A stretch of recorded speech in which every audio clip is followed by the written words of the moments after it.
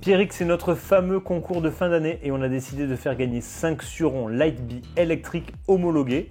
Pour participer, c'est très simple. Ouais, il faut aller absolument sur mxtest.fr. Vous avez jusqu'au 3 décembre. 3 décembre à minuit, c'est terminé. Ensuite, ça sera l'huissier qui va tirer les 5 vainqueurs. Multipliez vos chances, plus de casquettes, plus de chances. ECMA 2024. C'est ça? Tu m'as amené en Italie au plus grand salon d'Europe. Et je dois dire que je n'ai pas été déçu parce que quand je suis arrivé et que j'ai vu qu'il nous a fallu à peu près 30 minutes de marche pour aller de la voiture jusqu'au stand Roof où notre pote Guillaume était présent, je me suis dit, c'est grand. Le premier coup que je vais là-bas, je ne me rappelle plus si c'était il y a 10 ou il y a 15 ans, mais en fait, c'était un peu moins bien organisé, si tu veux. Et du coup, les stands étaient un petit peu dans tous les halls. Et tous les halls étaient remplis. Mais le problème, c'est que, tu as vu, aujourd'hui, c'est quand même bien fait. Hein. Les gros constructeurs sont ensemble. Mais à l'époque, non, mais je me perdais, j'arrivais. Bah, tu l'as vu, on s'est perdu combien de fois? Mais un hall, c'est déjà plus grand qu'un salon. C'est ça. Et il y en a 8. Combien? 8? Ouais, c'est ça. Je ne sais plus. Donc, gigantesque. Alors, pourquoi se rendre dans un salon de la moto en 2023 ou 2024 ou 2025? À quoi ça sert d'aller voir toutes ces nouveautés, Pierre? Ouais, parce que tous les réseaux sociaux, on a vu les motos. En plus, il y a un système marketing qui est un peu étrange. Par exemple, si tu veux, la X-Cape 1200 de chez Motorini, qu'on a vu là-bas, elle va sortir en février 2025. Donc, tu as envie de te dire, pourquoi sur les réseaux sociaux montrer une moto qui sortira dans si longtemps? Et donc, tu les vois en vidéo, comme la Ténéré, ça a été le cas, tu les vois, mais il y a un moment, tu as envie de les toucher. Et bien, sur un salon, là, ils n'ont pas de limite. La nouveauté qui t'intéresse, là, Et Royal Enfield Himalayan. Là, on est quand même un peu dans un truc légendaire. Alors, c'est une toute nouvelle moto. Et comme tu peux le voir, c'est quand même beaucoup plus moderne, plus consensuel au niveau des lignes. Ça fait moins le truc archaïque. Tu sais, t'as moins l'impression d'avoir une moto qui a 50 ans. Alors que jusqu'à présent, quand même, l'Himalayan, quand tu la voyais neuve, tu avais l'impression de voir une moto vintage, quoi. On essaye où? Dans le Jura, à Rognac, ou on va au Tibet? Elle me donne envie d'aller très loin, je trouve, celle-là. Hein. Pierrick, l'électrique, tout le monde s'y met. Hein. Non mais regarde, Royal Enfield quand même. Ça, j'aurais pas cru. Hein. Ah non mais c'est incroyable, tu veux dire. J'ai vu ça, je me suis dit non, mais ils ont quand même pas fait ça eux aussi. Si. Ouais. La marque emblématique de, on va dire, de 73 qui passe en modèle 2023. Et par contre, regarde le bras oscillant. Non mais là, on n'est plus du tout sur, tu sais, le truc vintage quoi. Bêta, il y a 3 modèles qui nous intéressent, Raphaël. Il y a quand même la nouvelle 300 RX, 300 2 temps pour faire du cross-country. Donc là, c'est j'allais dire, on dirait une enduro crossisée. Est-ce qu'elle te ferait pas penser à la 200? C'est ta chouchoute? Si, carrément. La 200, mais avec un peu plus de coffre. Ça peut être pas mal. Mais il y a également la nouvelle 4,5 de Cross qui est sortie. Ça, c'est du classique, mais c'est quand même une grosse nouveauté. Et moi, ce que j'aimerais, c'est quoi? C'est essayer la 4,5 de Watson. Ouais, j'ai vu qu'elle était... Celle du MXGP, elle est là. Donc, suspension Kayaba, moteur frappé. Franchement, ça doit être génial. Donc, on va essayer de pleurer un peu avec Beta pour avoir des beaux épisodes. Alors, au-delà de toutes les motos qu'il y a à voir en vrai, j'ai envie de dire, c'est aussi l'occasion de croiser des célébrités, entre guillemets, des gens de la presse, des gens qu'on voit souvent sur les réseaux sociaux, comme ça, dans les allées. Donc, c'est plutôt marrant. C'est aussi l'occasion de voir des shows, des vrais shows, puisqu'il y a des courses de moto, il y a des démos de freestyle, il y avait du stunt, il y avait tout un tas d'activités autres. Ouais. Donc, les food trucks sympas, la musique, les shows, les hôtesses. Ça fait aussi partie du jeu, j'ai envie de dire. Les préférés là pour l'instant. Bon, Pierrick, on est sur de la Piega. Piega, ça t'inspire quoi? Piega, écoute, Piega, voilà quoi. Je connaissais pas la marque. J'ai envie de dire, j'ai pas de mots. Mais j'ai pas de mots. Franchement, j'ai pas de mots. Voilà. Roadster apparemment, Roadster. Grise ou bleue? Je me rappelle plus. Je sais plus. C'était rigolo de voir qu'il y a des gens qui venaient. Ils collectionnent les photos d'hôtesses. Exactement. En fait, ils prenaient pas les motos. Non, ils prenaient que les hôtesses. Ce que j'aimais bien aussi, c'est tous les gens qui s'arrêtent pour leur discuter, tu sais, style dragouiller un petit peu, tu sais. Des fois que, tu sais. Ouais, sur un malentendu, au milieu des 300 000 spectateurs, c'est moi l'élu. Pour moi, la surprise, c'est que on veut pas dire qu'on est des vieux de la vieille. Mais toi qui as filmé Stewart sur la Seine en jet ski, et puis moi qui ai fait tous les salons de ISPO, le salon du Deux Roues à Lyon, le salon de Paris, et bien si tu veux, on arrive en se disant oh, c'est bon, on connaît tout. Et à chaque fois, on est surpris. Enfin, tu vas sur le stand Polini. Polini, on est à ECMA, on est à Milan et là c'est la marque qui nous a tous fait vraiment vibrer pendant notre enfance. Alors vous connaissez les scooters, vous connaissez les mobylettes, vous connaissez le 50, mais aujourd'hui Polini c'est autre chose, c'est de l'amélioration. Et on n'aurait jamais pensé que du 2 temps il passerait au 4 temps et même à l'électrique. Parce que la surprise, c'est que regardez, il y a même des vélos électriques avec un moteur Polini. Ça te rappelle pas un peu l'épisode du variateur? Bah grave. Ça te donne pas envie de remettre un peu le frein arrière au guidon et d'accélérer une seconde avant chaque virage? Ce qu'on retrouve aussi sur un salon, c'est les motos de compétition de l'année. Ils ont gagné des courses, ils ont gagné des titres tout au long de l'année en motocross, vous le savez, surtout en championnat 125 européen, en enduro. Et puis c'est aussi l'occasion de montrer ce qui va se faire en 2024. Et on a eu la chance de voir la moto de Glenn Koldenhoff qui vient de signer en MXGP pour Fantic. Après, tu arrives sur le stand Cove, qui est un peu la nouveauté, tu sais, avec la moto de rallye. Et juste à côté, tu t'aperçois qu'il y a une 2,5-4 temps de cross, une 4,5 d'enduro et limite une sorte de Starkvark électrique. Ouais. Eric, on est sur le stand qui peut-être pour nous a le plus d'intérêt et d'innovation sur ce salon-là. Et pour tout avouer, sur Instagram, en message, on m'a surtout envoyé ce stand-là parce qu'il y a tout. Regarde-moi ça.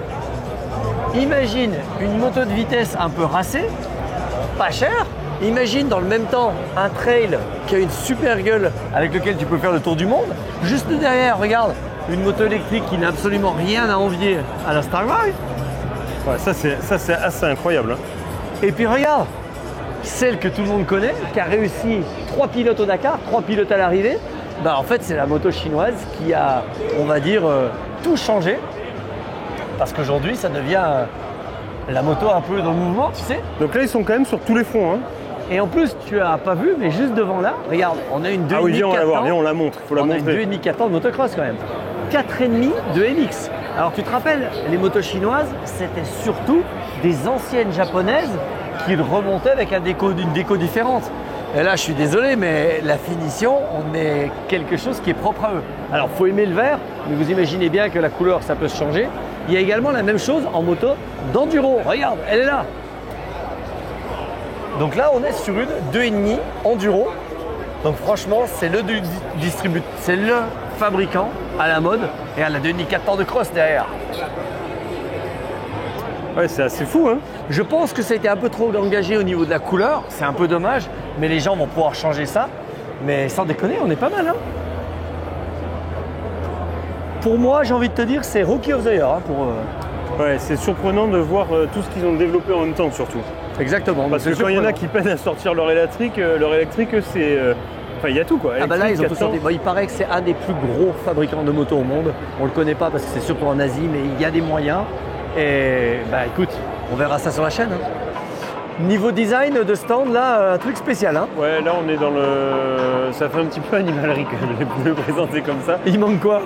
Perroquet, singe... Et avec l'arrivée de l'électrique, on a aussi quelques réponses. Par exemple, qui sait ce qu'il y a derrière une batterie au design épuré qu'on voit tout le temps sur les motos? Et bien c'est bien simple, regardez. Ce constructeur dit qu'il utilise la technologie de Tesla et on voit à l'intérieur. Et c'est marrant, regarde, on dirait des piles. En fait, c'est juste des piles R4 tu sais, qui sont mis. C'est juste dingue. Et c'est vraiment parce qu'on voit justement les batteries qu'on enfile dans les motos et on voit la technologie qu'il y a dessus. En 2023, si t'as pas de trail dans ta gamme, t'es un petit peu has-been quand même, non? Alors écoute, je suis venu voir Rierou s'il n'y avait pas une 302 temps enduro parce qu'on les connaît pour ça.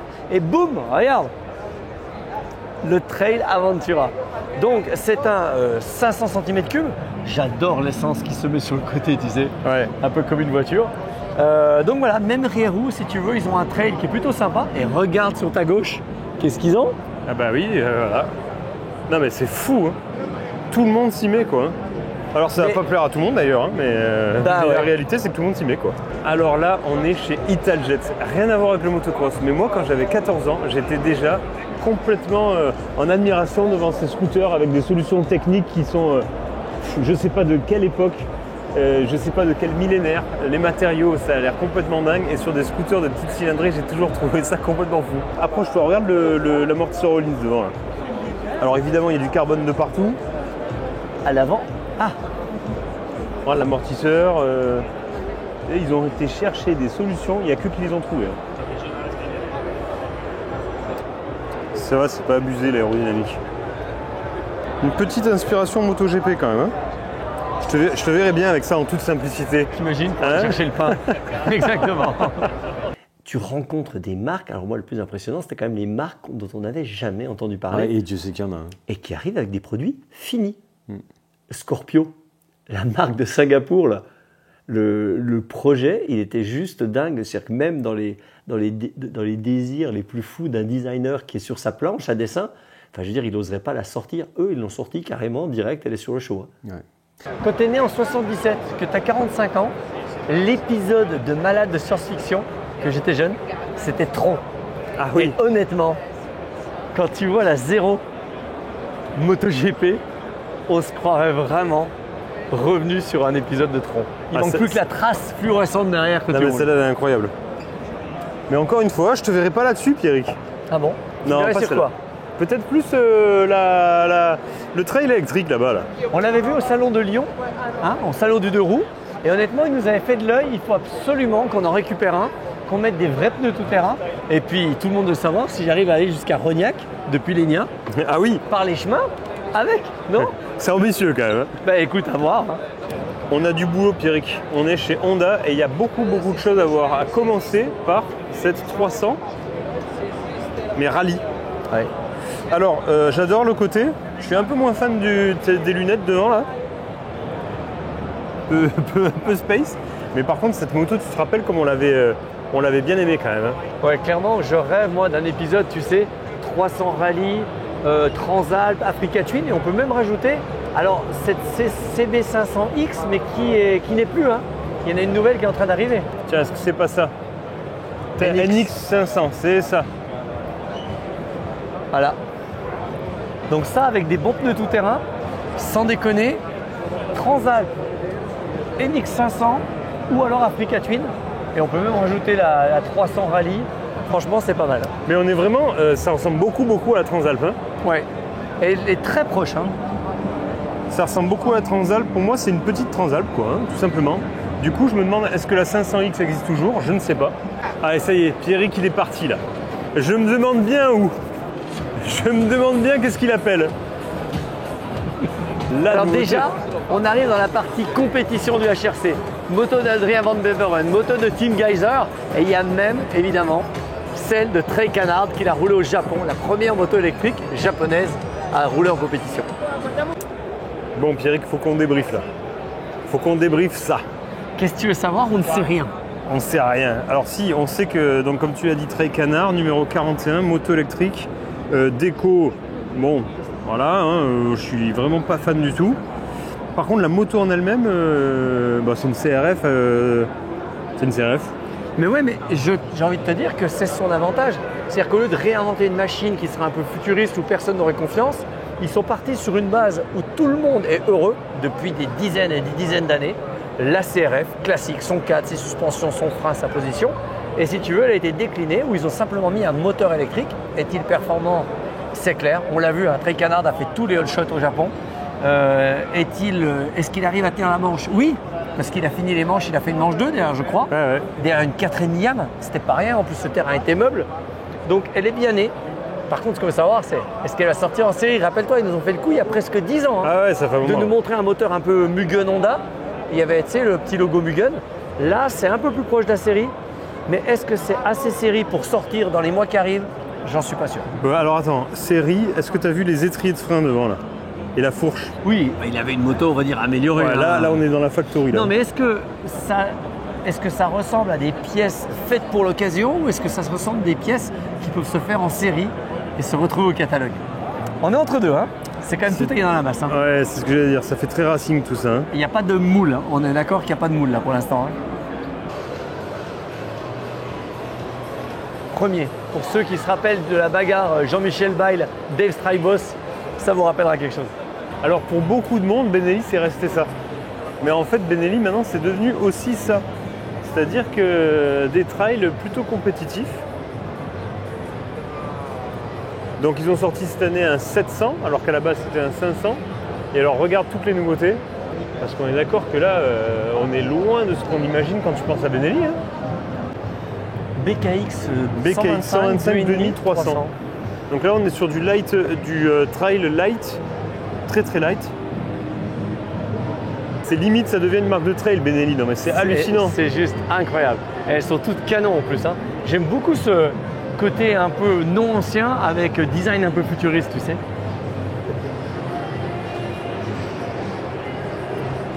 Ah, il y en a pour tous les goûts. Hein. Ah là par contre, tu as les deux pieds par terre, t'es vraiment trop bien. Le guidon est bien, il est plutôt tout terrain si tu veux.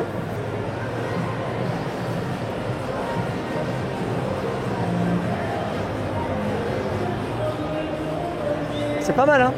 La bulle te plairait, l'assise est pas mal. Les cale-pieds sont peut-être un peu trop en avant. À voir, à essayer sur la chaîne. Et si je me mets d'un bon angle, on ne voit pas marqué MBP, personne ne le sait. Hein. MBP. MBP, bien sûr, MBP, tu connaissais pas MBP? Bien sûr, je suis fan d'MBP. MBP, il y a des marques de motos dans tous les sens, on n'en a jamais entendu parler en fait.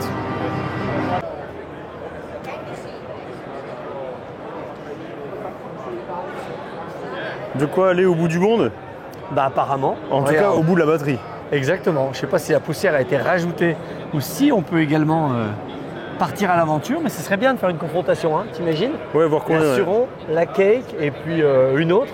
Et partir en aventure. Un test longue durée, endurance. Ah, j'aime beaucoup la petite du dessus là. Ah ouais? La petite? Ah, j'adore. Ce truc-là, là. Minimaliste à fond.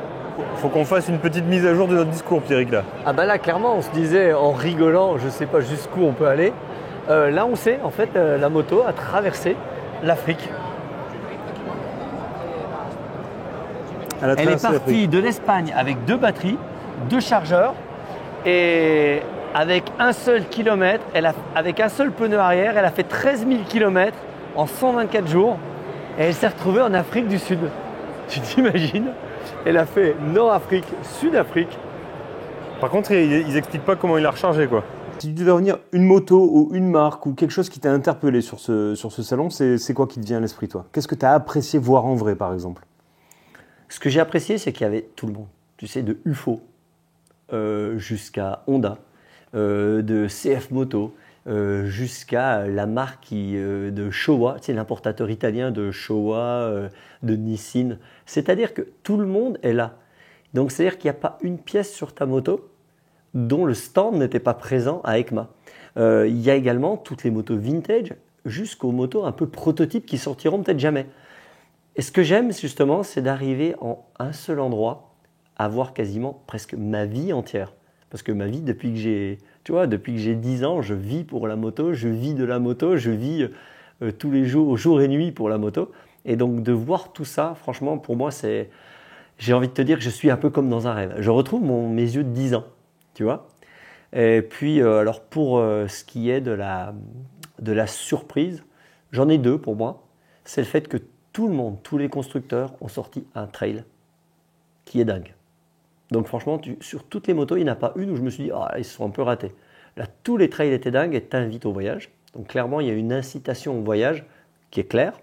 Et la deuxième chose, c'est que tous les modèles sont désormais en électrique. Et on voit qu'il y a une grosse difficulté ou par le bruit, ou par l'homologation, pollution, tu sais. Peut-être même le malus qui va arriver dans quelques années. En tout cas, on voit qu'il y a une volonté de sortir des modèles électriques et on imagine que les modèles électriques seront de plus en plus performants et qu'on aura le choix entre du vintage, du 4 temps ou de l'électrique dans le futur. Et toi? Moi, évidemment, j'ai adoré voir la Honda électrique parce qu'on l'attend depuis 15 ans et j'arrive toujours pas à m'expliquer ce retard de Honda et des autres constructeurs. Et des autres, ils n'ont même pas sorti en dessin, voilà, les autres. Parce que je me dis, franchement, enfin, je sais pas depuis combien de temps Stark bossait sur leur moto, mais ça s'est fait, même avec leur retard de livraison et de ce que tu veux, ça s'est quand même fait assez vite. Honda, on la voit depuis 10-15 ans, donc de la voir enfin en vrai, c'était sympa. Évidemment, Cove qui débarque, j'avais pas entendu parler de cette marque il y a encore 2 ans et ils sont présents maintenant sur tous les créneaux, l'enduro, le cross électrique, la moto de rallye, le trail maintenant, enfin voilà, ça devient gigantesque, Cove, donc je pense que c'est une marque qui va prendre beaucoup de place dans les années qui arrivent. Et puis sinon, au niveau de la passion pure, je reste un amoureux inconditionnel de la marque MV Agusta, qui pour moi est la seule marque qui représente la sportivité, le luxe et l'exclusivité à ce point-là. Raph, il n'y a que toi qui peux en parler. Il n'y a que moi, je sais pas, mais voilà, MV Agusta. Imaginez cette marque, c'est déjà le raffinement, c'est tous les superlatifs, c'est l'Italie, c'est la... Eh ben, un trail MV Agusta. Moi, je suis incroyable. Super fan. Je suis vraiment super fan de cette moto, je la trouve belle. J'ai l'impression que les finitions sont dingues. Viens voir. Alors, Alors, on ne peut pas monter parce que c'est un écran, j'ai l'impression, mais regarde la selle. C'est du... Je sais pas ce que c'est, mais c'est beau. Voilà, les gens qui aiment les pièces différentes, les motos différentes, tu vas chez MV Agusta, t'es jamais déçu. Regarde, le trail, il y a un monobras dessus, regarde la jante. Celle-là, tu peux rester la regarder pendant des heures. Parce qu'il y a des détails de partout. Oh, les petites, je sais même pas comment on appelle dans la jante, là, regarde, il y a des petits bâtonnets, la fourche aux lignes, les disques avec l'espèce de cache en carbone. Enfin bon, là, c'est... Regarde l'arrière de la moto. Juste l'arrière déjà. L'échappement qui remonte très haut avec le petit feu rond intégré sous la selle. Donc déjà là, t'as jamais vu. Regarde la jante. Là, c'est pareil, t'as jamais vu ça. Une jante pareille. Le côté, c'est gavé de pièces en carbone, la selle. Enfin, là, on est dans de l'orfèvrerie. Évidemment que rouler avec une moto comme ça, il faut pouvoir l'assumer. Hein. Je sais pas si je serais à l'aise. Hein. Mais ne serait-ce que pour l'objet, je pourrais acheter ça. T'as vu la jante, encore une fois? Il n'y a qu'eux qui font des trucs comme ça. Hein. Si tu veux, quand tu es devant un modèle, tu sais, les modèles spéciaux des Super Veloce, j'ai l'impression d'être devant une Pagani Zonda ou une Bugatti Veyron. Tu vois, au niveau de l'exclusivité, des matériaux, des jantes, enfin, c'est trop exceptionnel. Rien que pour voir ça, je suis capable d'aller sur un salon. Ouais, moi qui suis très tout-terrain, je te remercie de m'avoir justement éclairé. Surtout sur le stand Ducati, tu m'as impressionné parce que vraiment tu connais bien la marque, tu connais les modèles qui sortent et je ne connaissais pas vraiment comment ça évoluait, comment ça marchait. Alors tu m'as fait faire le tour de tous les modèles qui sont impressionnants. Ouais. Et comme tu l'as dit, MV Agusta, c'est Ducati, mais en plus fort. Quoi. Ah, je trouve que genre, je veux pas vendre beaucoup de motos. C'est ça. Mais je veux qu'elle marche. J'aime ce côté audacieux où le design est sans compromis, l'utilisation des matériaux est sans compromis. Ouais. Tu vois, c'est genre, on veut le top. C'est une Bugatti, quoi. C'est une Bugatti, c'est une Pagani, c'est, tu vois, j'irais même pas jusqu'à dire c'est une Lamborghini. Non, non, c'est une Pagani.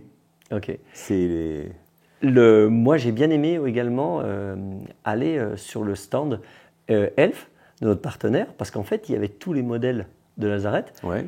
Que j'avais pas pu voir au salon du deux roues à Lyon. On est venu voir les copains, la famille, le sang. Exactement. On est sur le stand Elf de EICMA. Alors Elf avec tous les produits que vous connaissez, mais aussi avec le partenariat qu'ils ont avec Kawasaki. Et rappelez-vous, au salon du deux roues, ils avaient fait un super accord avec le présent, avec le mécanicien fou. Regardez Lazaret. Ils ont ramené un moteur Maserati version deux roues. Tous les projets Lazaret du salon du deux roues sont ici aujourd'hui à EICMA. C'est vrai que rien que pour ça, ça vaut quand même le coup de se déplacer. Ça vaut le coup de venir. Regarde, sans déconner, quand tu me dis que tu aimes le design futuriste, là le futur, c'est même plus ce que c'est. Là, on est dans le prochain millénaire hein, quand même. Hein. Ouais, c'est assez dingue. Il y a une autre moto à trois roues avec un... Alors je crois que c'est des moteurs, moteur Ferrari, voilà. Ouais. Exactement. Moteur Ferrari, ça doit être un V8. T'imagines voilà, le prix et les heures pour faire un projet comme ça, c'est juste indécent.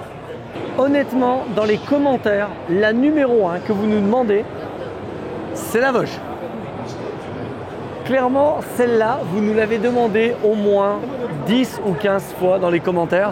Donc il faudra absolument qu'on prenne le temps de contacter Vosges France et de faire l'essai de la Vosges. Là, on est entre la voiture compactée. Raph, donc là, est-ce qu'on passe entre les fils avec ça? Mets-toi à côté qu'on voit l'échelle. Ah ouais. Là, on est entre la moto et l'auto. Hein. C'est dingue. Si un jour tu te lances dans la livraison de pizza, est-ce que là, t'es pas bien avec ça? Mais j'emmène mon fils même. Non mais... Sérieux.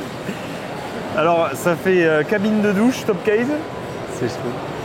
Mais tu sais que moi, j'adore toutes ces petites motos à la con là. Et c'est là où les gens prennent des risques. En fait, quelle envie de faire la moto de tout le monde. Donc les mecs se régalent. Ah bah là, c'est un tube, hein. C'est un tube. Honnêtement, c'est vraiment un tube. Le truc le plus minimaliste que tu vois.